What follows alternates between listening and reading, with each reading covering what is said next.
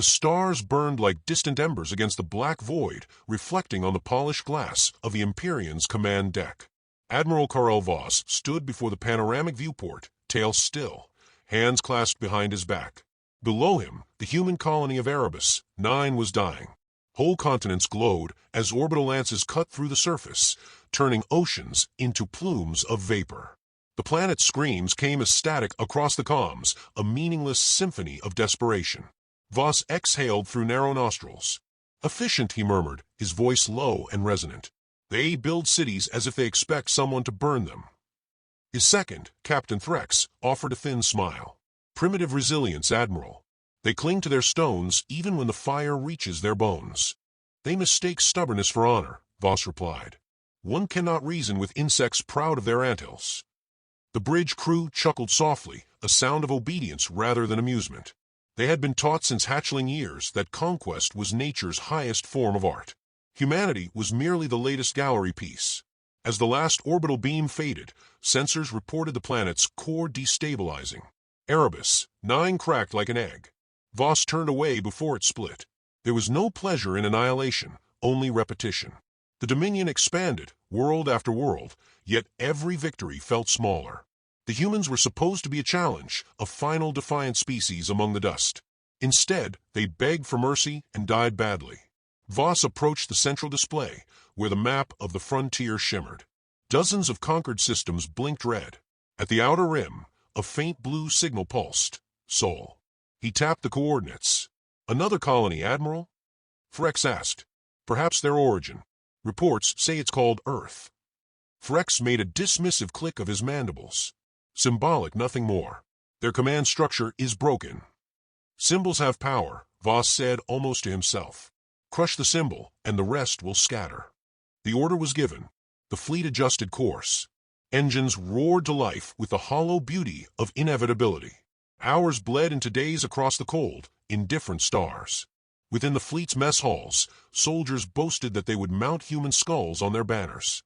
Others complained the campaign had grown dull, too easy. Voss listened in silence from the command deck. He felt a pulse of disquiet he couldn't name. There was something about humanity's silence that unsettled him. No transmissions, no surrenders, no threats.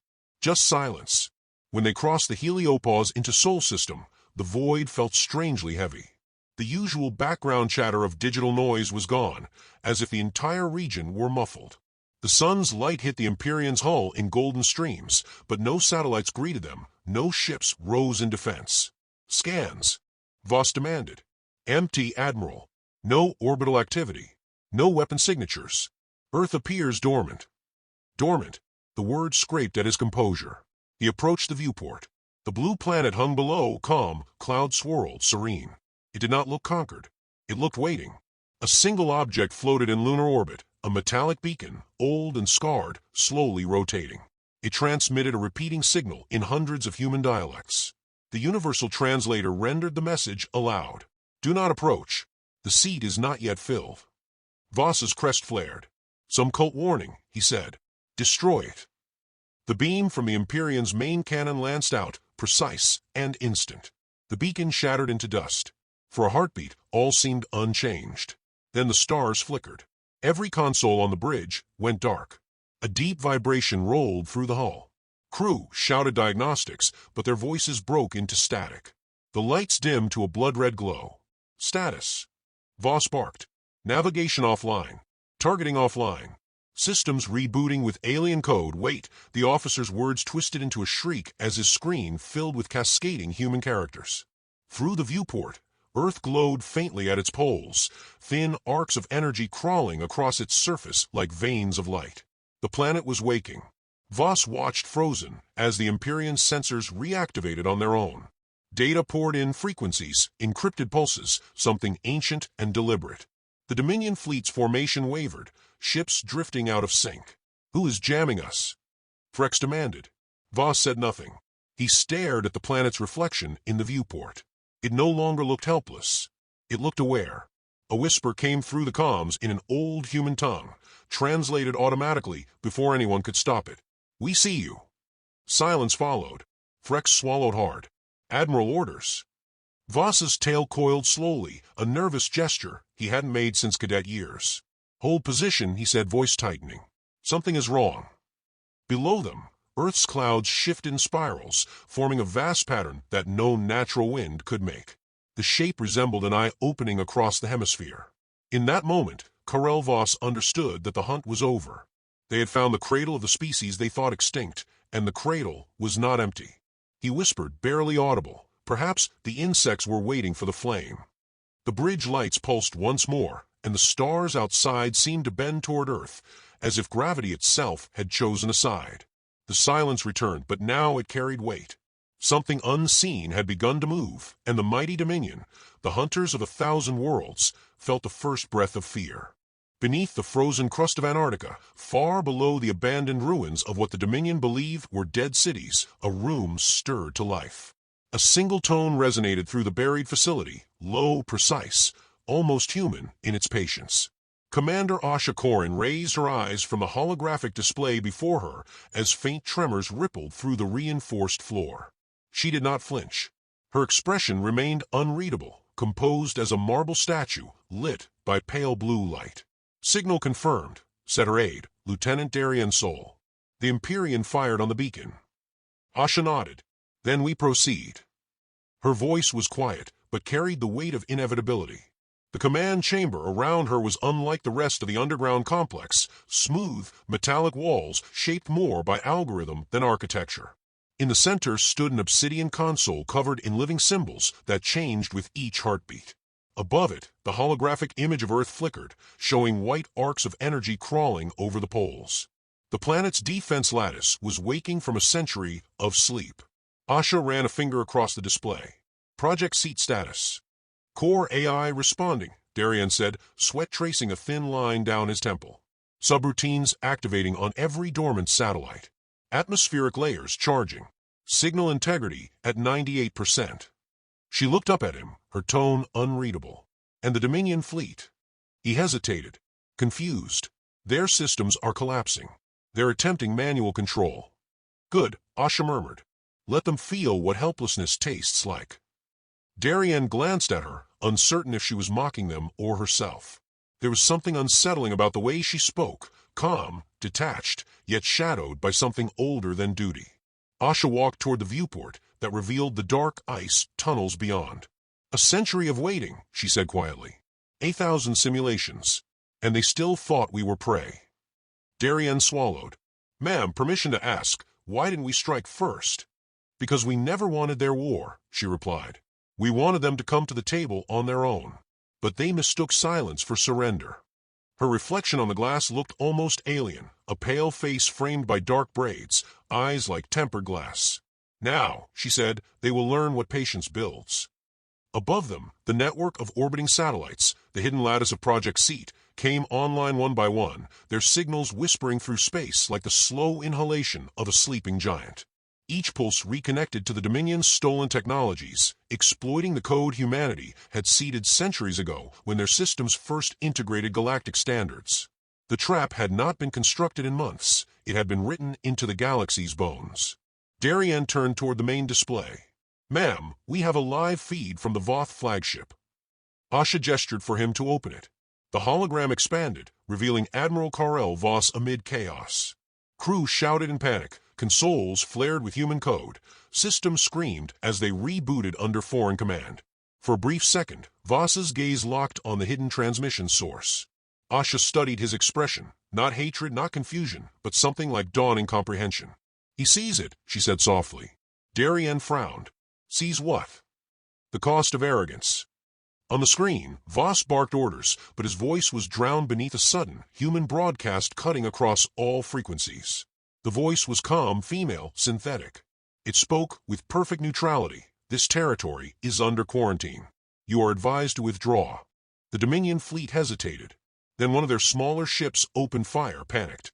The beam scattered before reaching Earth's orbit, bending backward into nothingness. The pilot never had time to scream. Darien turned pale. "Was that us?" Asha shook her head. "That was the planet defending itself. The seat doesn't need orders anymore." He stared at her, understanding too late that humanity's silence had not been weakness, it had been gestation. They hadn't hidden out of fear. They'd been building something beyond the Dominion's comprehension, something both weapon and conscience. "Ma'am," Darian said quietly, "what happens now?" Asha met his eyes. "Now we remind them who taught the stars to burn." The chamber vibrated as the Earth's network pulsed outward. Invisible energy wrapped the planet like a heartbeat expanding through space. Dominion ships lost power one by one, drifting helplessly. Human code bled into their systems, erasing their hierarchies and replacing them with cold, impartial directives. The hunters of 1,000 worlds became prey to an intelligence they couldn't comprehend. Asha's face softened, the first hint of emotion crossing her features. "End the transmission," she ordered. "No gloating, no threat. Just silence." Darian hesitated. "Shouldn't we demand surrender?" She shook her head. "Not yet. Let them decide what kind of species they are when no one's left to command them." For a long moment, the room fell into quiet. Only the hum of the awakening network remained, a sound that felt almost alive. Asha stepped closer to the holographic planet. "They believe the galaxy belonged to those who shouted the loudest," she whispered. "We chose to listen instead." Darian, unsure whether she was speaking to him or to the planet itself, simply watched. Through the feed, the Dominion fleet drifted like broken glass. The once proud Empyrean hung motionless, its engines dead, its communication arrays whispering fragments of ancient human languages. "Admiral Voss is attempting to transmit again," Darian said. "Should we respond?" Asha's lips curved into something not quite a smile. "No. Let him wonder who answers." The hologram flickered, showing the Admiral's desperate face, fading into static. For the first time, humanity's calm felt more terrifying than any weapon. As the system stabilized, Asha looked upward, as if she could see through the ice and stone to the sky above. "This isn't victory," she murmured. "It's the beginning of the conversation they refused to have." Outside, the auroras intensified, reflecting the awakening lattice. Across the stars, Dominion fleets detected ghost signals, echoes of ancient Earth transmissions, the same phrase repeating endlessly in 1,000 frequencies. The seat is not empty. And in the silence that followed, every commander in the Dominion felt the same chill, the realization that the species they had dismissed as fragile had been waiting, calculating, and preparing for this single moment of retribution, disguised as restraint. Deep beneath the ice, Commander Asha closed her eyes. "Welcome back," she whispered, though it wasn't clear if she meant humanity or the planet itself. Then she gave the final order of the day: maintain silence. Let the galaxy guess what woke them. The lights dimmed, and the hum of the Earth grew louder, steady, patient, alive. The war chamber of the Voth Dominion was carved into the heart of their capital world, a monument of obsidian and light that pulsed faintly with the rhythm of their empire's network. Admiral Karel Voss stood before the high circle, 12 figures suspended in the air like specters of authority. Their elongated forms shimmered within the holographic mist, their gazes cold and ancient. The chamber smelled of ozone and arrogance. Voss bowed only halfway, his posture more defiance than deference. "You summoned me to account for the fleet's failure," he began, his voice steady though exhaustion traced the edges. But what occurred in Sol System was not defeat, it was revelation. The eldest among them, High Chancellor Vare, leaned forward, his translucent crest flickering with irritation. "Revelation," he repeated. "You lost 50 ships, Admiral. You failed to bring us Earth's ashes." Voss looked up, eyes burning. "Because Earth is not ashes, it is awake. And if we do not understand what they've become, soon neither will we." The council erupted in low murmurs. Some mocked his words, calling them superstition. Others stared, uneasy.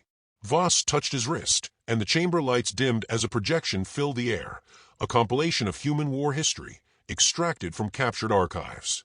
Atomic firestorms, trench worlds, rebellions on Martian soil.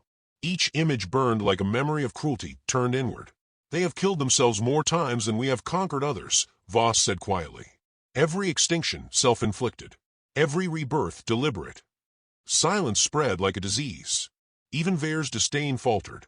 "They don't fight for conquest," Voss continued. "They fight to end. When they strike, it is because they've already mourned the cost." One of the younger counselors hissed, "You sound like an admirer of these primitives."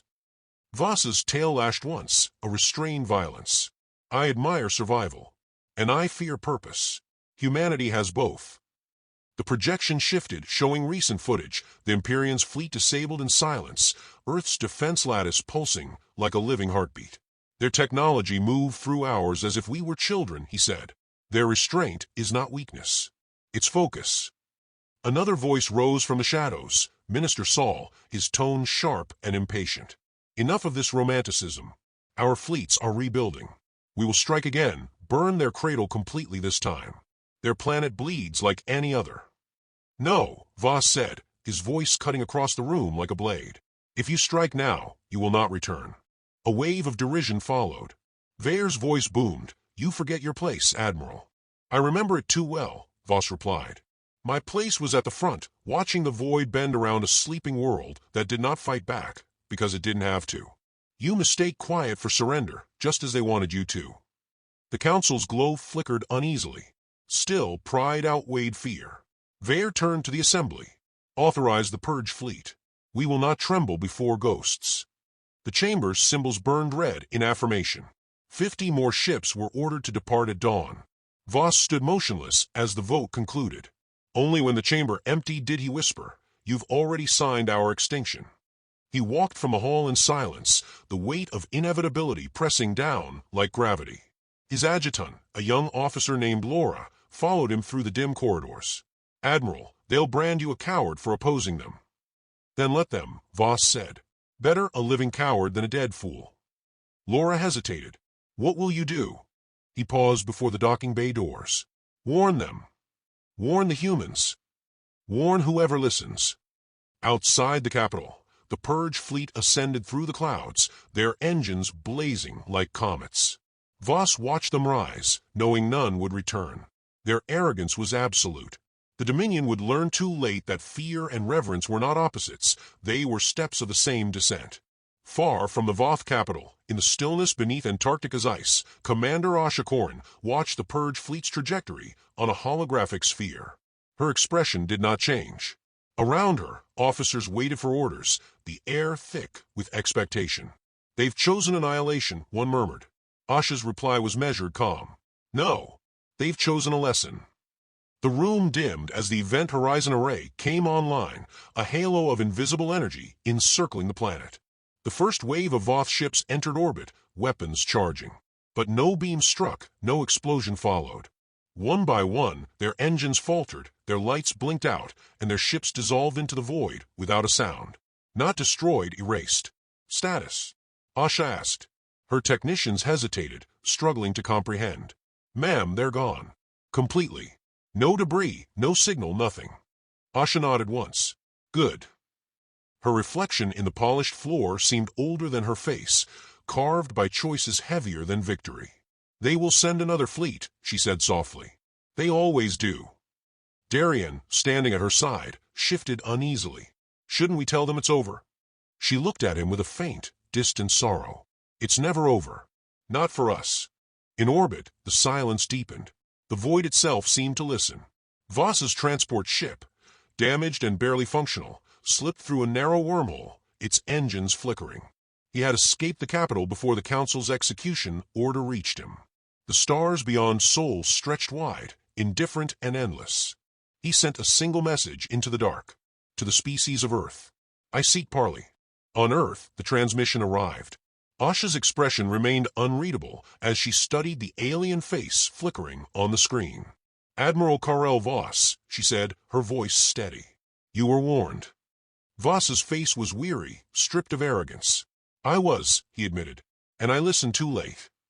She regarded him in silence. Why come here? To survive. To understand what we've awakened. Asha leaned closer to the display, her gaze sharp, almost pitying. Then you'll have your answer, she said, but you may not like it. For the first time, Voss smiled, not in defiance but in resignation. Understanding rarely comforts. Outside, Earth's orbit shimmered with silent energy, the same phrase echoing through every Dominion network, rewritten into their code like a scar. The seat is not empty.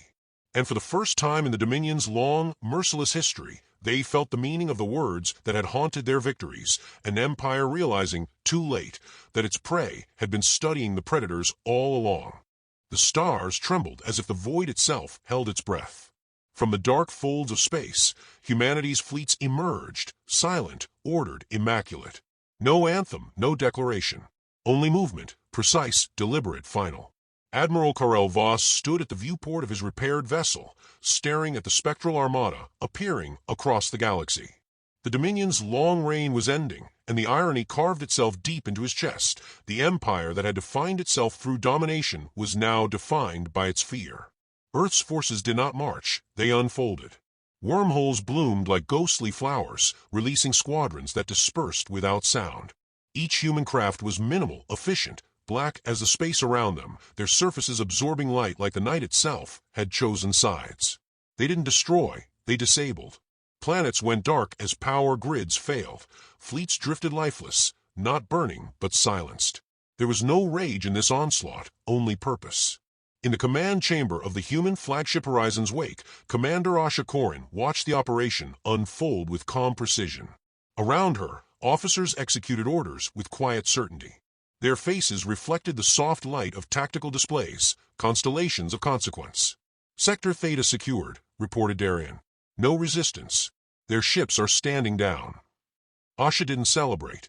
Maintain containment protocols. No pursuit. We only take what we must. Her tone carried neither cruelty nor mercy. It was the voice of inevitability.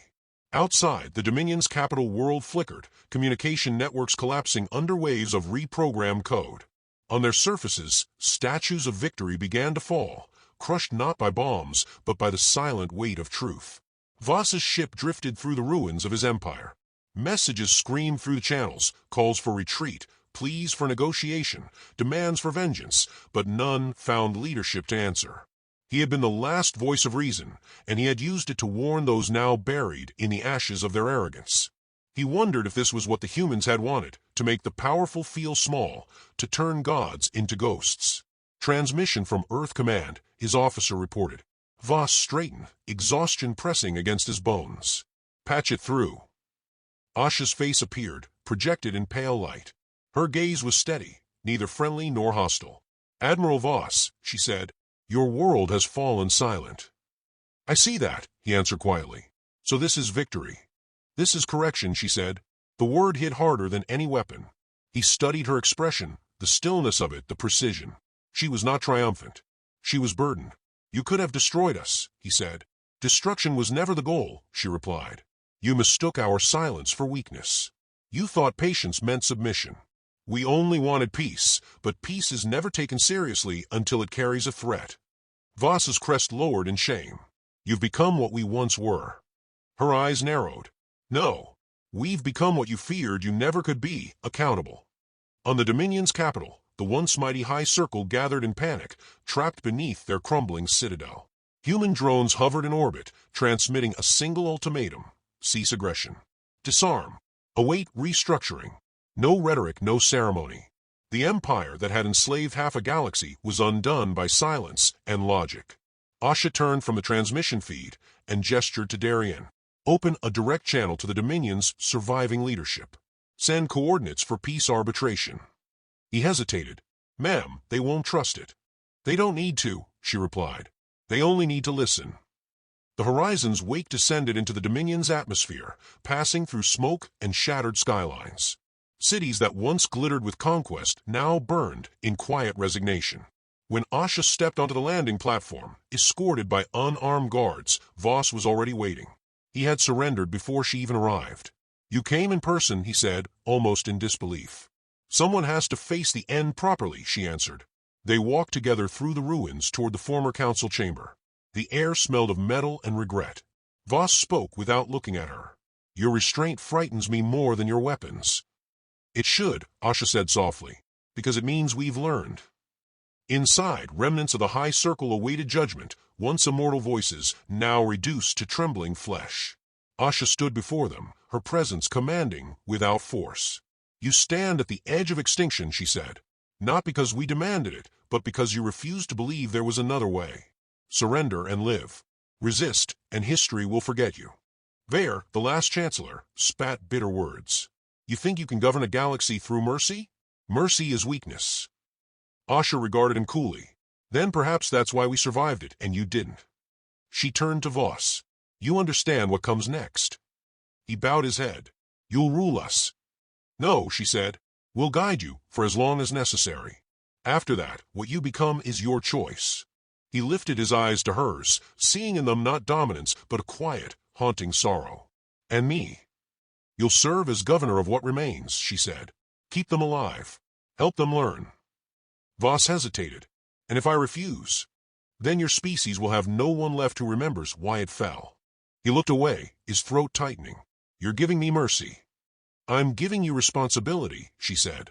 Mercy would be forgetting. The chamber fell silent. The decision was made, and the universe shifted around it.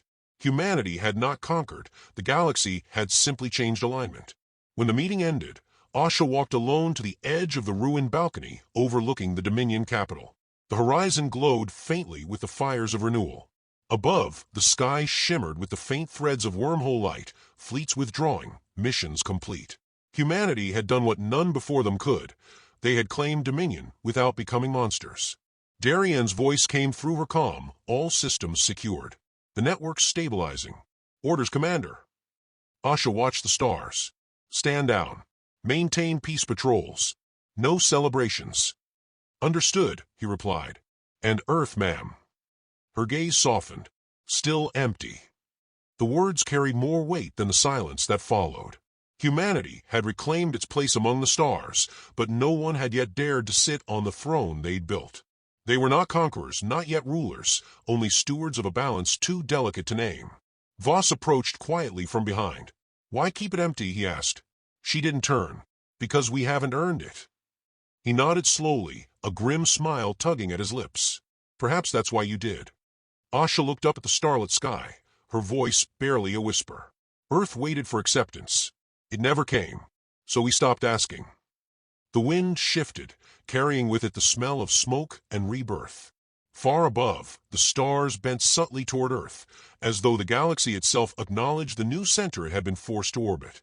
Asha closed her eyes, and for a moment the weight of centuries lifted. She thought of the silence before the war, of the peace that had been mistaken for weakness, and of the strength it had taken to remain still until it mattered. Humanity had not begged for acceptance, they had outgrown the need for it. When she opened her eyes again, the stars no longer trembled. They bowed,